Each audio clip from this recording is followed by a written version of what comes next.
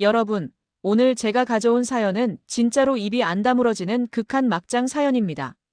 연하 남편이 자신이 운영하는 회사의 여직원과 불륜을 저질렀습니다. 여기까지만 들으면 어디서 한두 번 들어본 불륜 이야기 같죠? 하지만 이 남편, 불륜녀를 어디로 데려갔을까요? 바로 시댁입니다. 시어머니 집에 불륜녀를 데려가 대놓고 동거를 시작했습니다.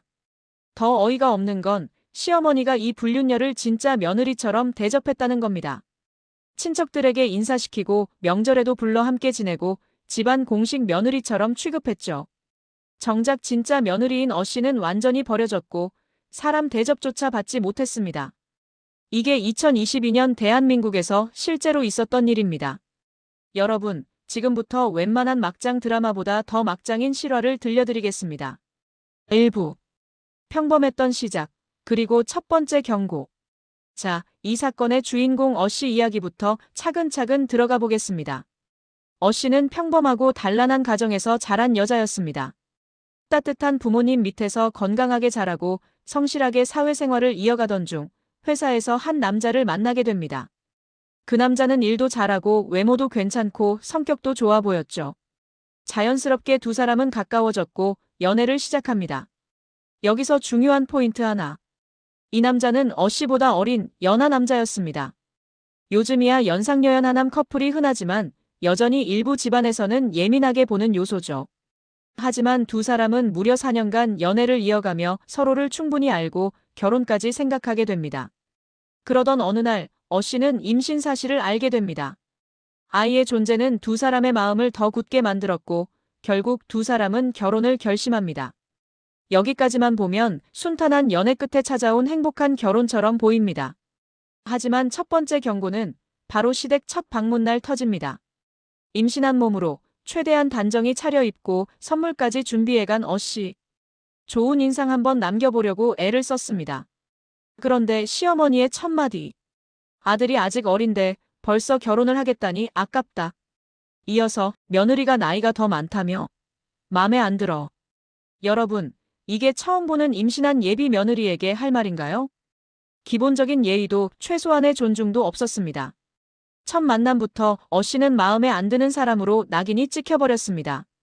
어씨는 상처를 받았지만 이렇게 스스로를 달랬습니다. 첫날이라 어색해서 그러신 걸 수도 있지. 시간이 지나면 괜찮아지겠지. 뱃속에는 남편의 아이가 있었고 그는 사랑하는 사람이었으니까요. 그래서 어씨는 이 불길한 신호를 애써 넘기기로 합니다. 하지만 그건 앞으로 펼쳐질 지옥의 서막이었습니다. 2부 지독한 시집살이.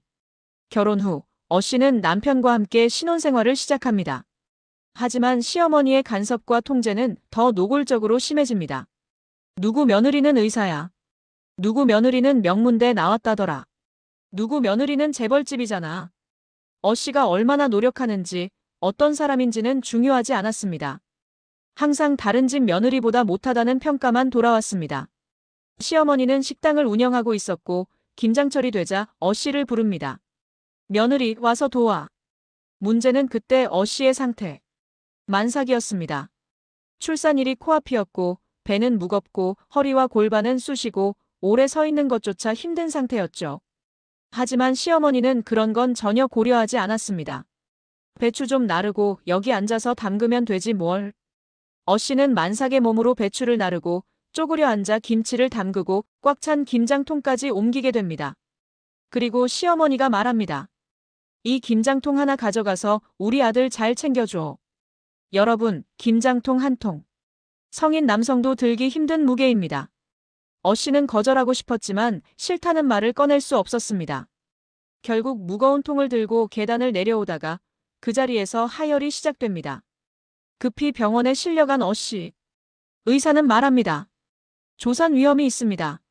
절대 안정을 취하셔야 합니다.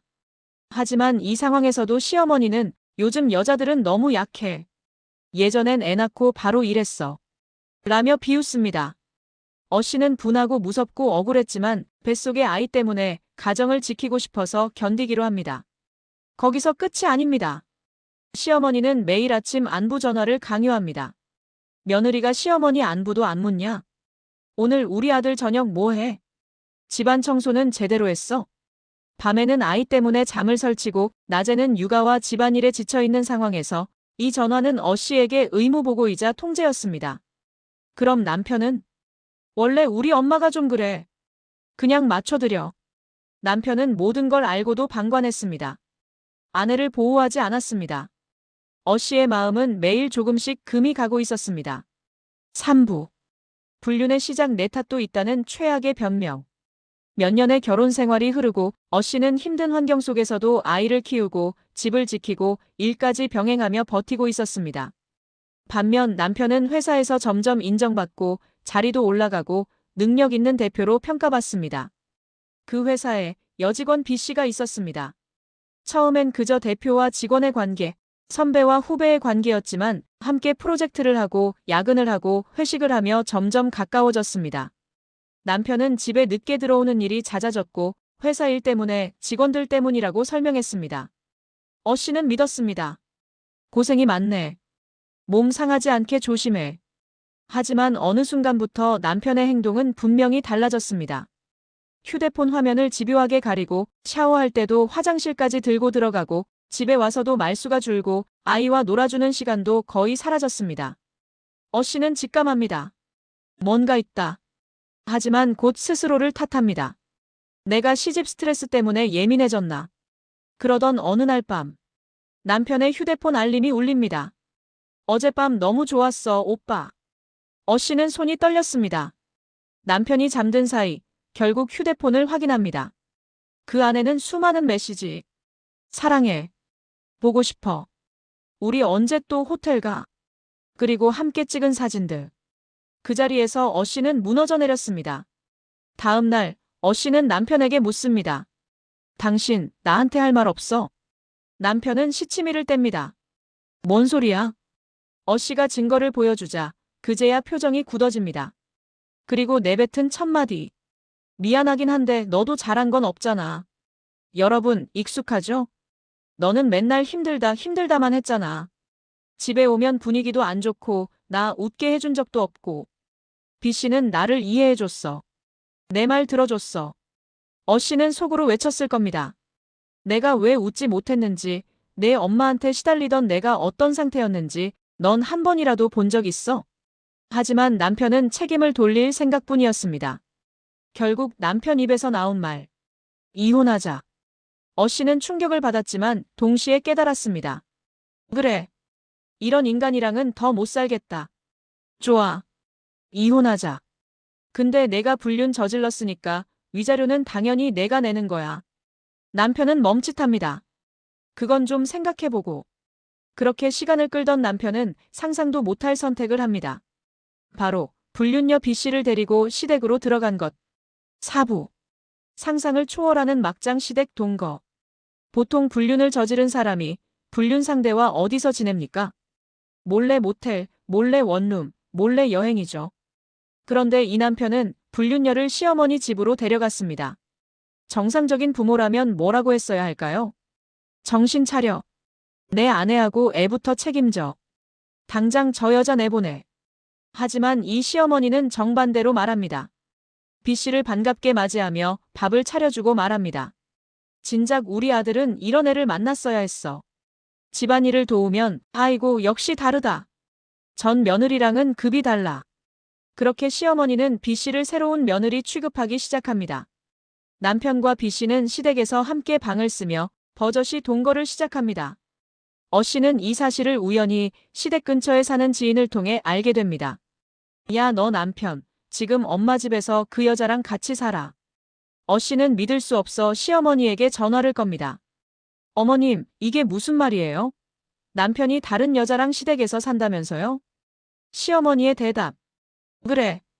우리 아들이 B씨랑 살기로 했어. 난 그 애가 마음에 들어. 저는 아직 이혼도 안 했는데요. 애 엄마고요. 넌 이제 우리 집 사람이 아니야.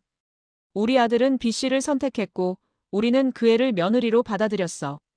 그러니까 신경 끄고 살아. 법도 도리도 최소한의 양심도 없었습니다. 씨는 전화를 끊고 한참을 울었습니다. 이게 정말 현실이야? 하지만 이게 끝이 아니었습니다. 5부.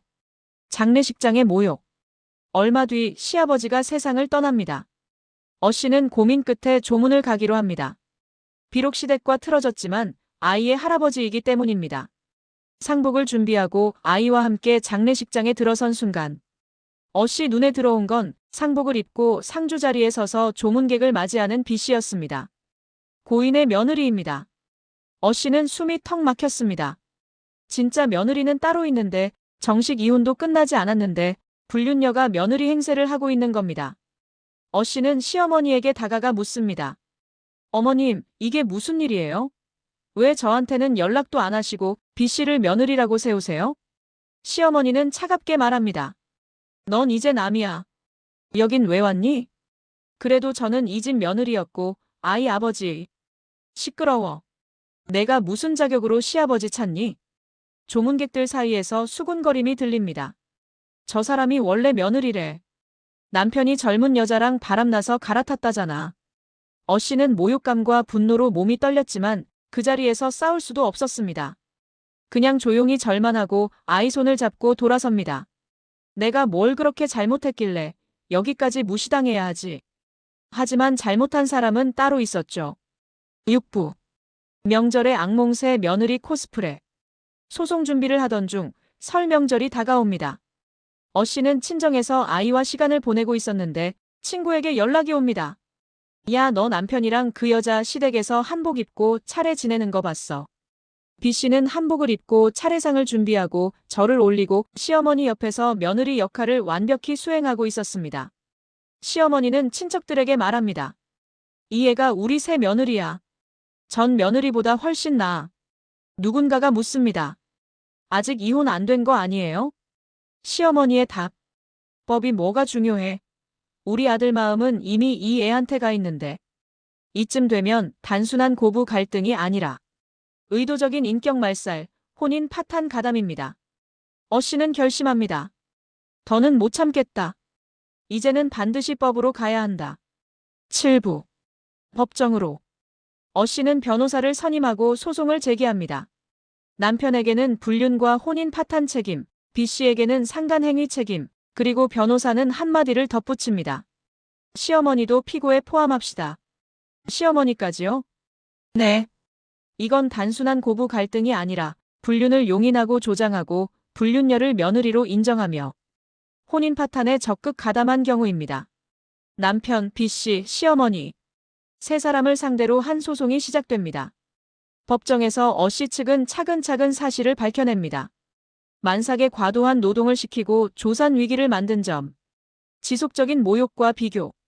불륜 사실을 알고도 불륜녀를 집에 들여 동거하게 한 점. 장례식과 명절에서 불륜녀를 며느리로 세운 점. 각종 문자, 사진, 진술이 증거로 제출됩니다. 판사가 시어머니에게 묻습니다. 피고, 왜 이런 행동을 했습니까? 저는 그저 아들이 행복했으면 했을 뿐입니다. 전 며느리는 우리 집이랑 안 맞았어요. 새아이가 훨씬 잘해요. 판사가 말합니다. 그 행복을 위해 정식 배우자를 배제하고 불륜 상대를 며느리로 세운 겁니까? 시어머니는 대답하지 못합니다. 남편에게 묻습니다. 혼인 중에 B씨와 부정행위를 했습니까? 네. B씨가 시댁에 거주한 사실이 있습니까? 네. 일을 말리거나 중단시키려 한 적이 있습니까? 없습니다. B씨에게 묻습니다. 상대가 유부남인 걸 알고 있었습니까? 네, 알고 있었습니다. 그런데도 시댁에서 생활하며 며느리처럼 행동했습니까? 죄송합니다. 모든 진술이 끝났을 때 이미 답은 나와 있었습니다. 8부. 판결 막장의 끝, 책임의 시작. 선고일. 판사가 판결문을 읽어내려갑니다. 이 사건은 단순한 불륜 사건을 넘어 한 여성의 인격과 혼인 생활을 중대하게 침해한 사안입니다. 피고 남편은 혼인 중 제3자와 부정행위를 저질렀을 뿐 아니라 그 상대를 본가로 데려가 동거하게 하여 원고에게 극심한 정신적 고통을 가하였으므로 원고에게 위자료 3천만 원을 지급하라. 피고 B는 피고 남편이 유부남임을 알면서도 교제하고 시댁에서 사실상 며느리 행세를 하며 혼인 관계를 침해하였으므로 원고에게 위자료 2천만 원을 지급하라. 그리고 모두가 숨을 죽인 채 들은 마지막. 피고 시어머니는 원고에게 지속적으로 부당한 대우를 하였을 뿐만 아니라 피고들의 부정행위를 용인하고 조장하였고 불륜 상대를 며느리로 대우하며 혼인 파탄에 적극 가담하였다. 이는 통상적인 고부 갈등의 범위를 현저히 벗어난 것으로 원고의 인격권을 중대하게 침해한 행위이다. 따라서 피고 시어머니는 원고에게 위자료 3,500만 원을 지급하라. 총 합계 8,500만 원. 그리고 남편은 자녀에 대한 양육비를 지급하라는 판결까지. 법정이 술렁입니다. 씨는 그 순간 조용히 눈물을 흘립니다. 그래도 누군가는 내가 틀리지 않았다고 말해줬구나. 구부. 그들의 이후. 판결 이후 남편은 항소를 고민했지만 변호사가 말합니다. 항소해도 뒤집힐 가능성 거의 없습니다. 더 늘어날 수 있어요. 결국 남편은 조용히 포기하고 위자료와 양육비를 지급하기 시작합니다. 회사에서도 불륜 소문이 퍼졌고 평판은 바닥으로 떨어졌습니다. B씨 역시 회사에서 버티기 힘들어 퇴사합니다. 새로운 직장을 구하려 해도 이미 돌아버린 소문은 쉽게 지워지지 않았습니다. 둘의 관계는 점점 틀어집니다. 오빠 때문에 내가 다 잃었어. 나도 돈 내고 있잖아. 나만 탓하지 마. 서로를 향한 원망 끝에 결국 1년도 못 가 헤어집니다. 시어머니는 3,500만 원의 위자료를 마련하기 위해 대출까지 받습니다. 주변 사람들은 말합니다. 며느리 내쫓고 불륜녀 들이더니 결국 저렇게 됐대. 동정은커녕 손가락질 뿐입니다. 그제야 시어머니는 뒤늦게 후회합니다. 내가 왜 그랬을까? 씨가 그렇게 나쁜 며느리도 아니었는데. 그때 아들 편만 들지 말고 잘못했다고 말렸어야 했는데. 하지만 이미 모든 건 늦었습니다. 10부. 씨의 새로운 시작. 씨는 위자료와 양육비로 숨을 고를 여유를 얻습니다. 돈이 상처를 다 치유해주진 않지만 적어도 당신 잘못이 아니었다는 사회의 확인이었습니다. 씨는 아이와 함께 새 집으로 이사합니다. 상담을 받고 다시 일을 시작하고 조금씩 일상을 되찾습니다. 무엇보다 시어머니 눈치를 볼 필요도, 명절마다 시댁에 끌려갈 필요도, 남편의 휴대폰을 의심하며 잠 못 이룰 필요도 없어졌습니다. 완전히 자유로워진 건 아니지만 이제는 최소한 스스로를 지킬 수 있는 삶을 살게 된 거죠. 아이는 처음엔 혼란스러워했지만 씨는 최대한 아이 앞에서 아빠를 욕하지 않으려 합니다. 아빠는 우리랑 같이 살진 않지만 그래도 널 사랑하는 마음은 있을 거야.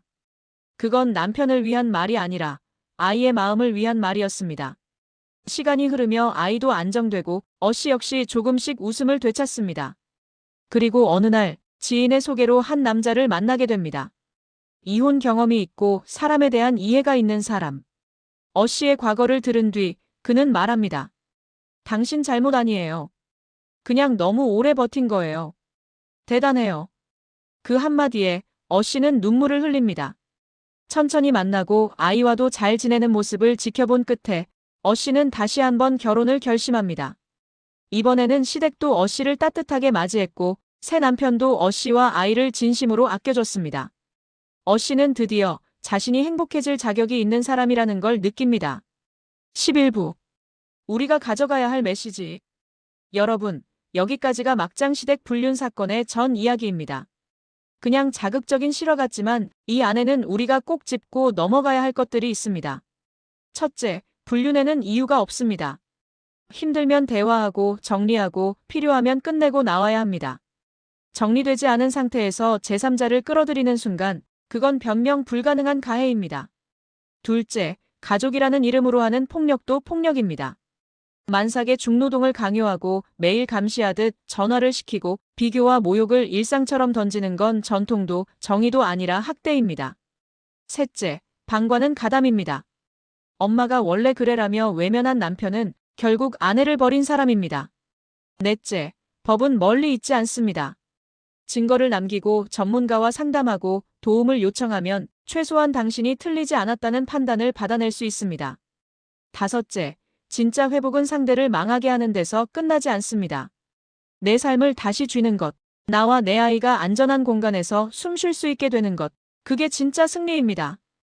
혹시 이 이야기를 들으면서 어딘가 익숙한 말투나 상황이 겹쳐 보였다면 부디 원래 시집살이가 그렇지 결혼은 다 그런 거지라는 말 뒤에 숨지 마세요. 당신을 지켜야 할 사람이 당신을 함께 짓밟고 있다면 그건 정상적인 가정이 아닙니다. 기록하고 상담받고 도움을 요청하세요. 막장은 영상과 드라마 속에서만으로도 충분합니다. 당신 인생은 막장이 되면 안 됩니다. 이 이야기가 누군가에게는 단순한 흥미거리에 그칠지 모르지만 또 다른 누군가에게는 아, 이건 아니구나 하고 선을 긋는 계기가 되기를 바랍니다. 오늘 사연 끝까지 함께 해주셔서 감사합니다. 여러분의 생각과 경험, 댓글로 남겨주세요. 혹시 비슷한 상황에 있는 분들이 있다면 여러분의 한 줄이 큰 힘이 될 수 있습니다. 다음 영상에서 또 다른 현실 이야기를 가지고 돌아오겠습니다.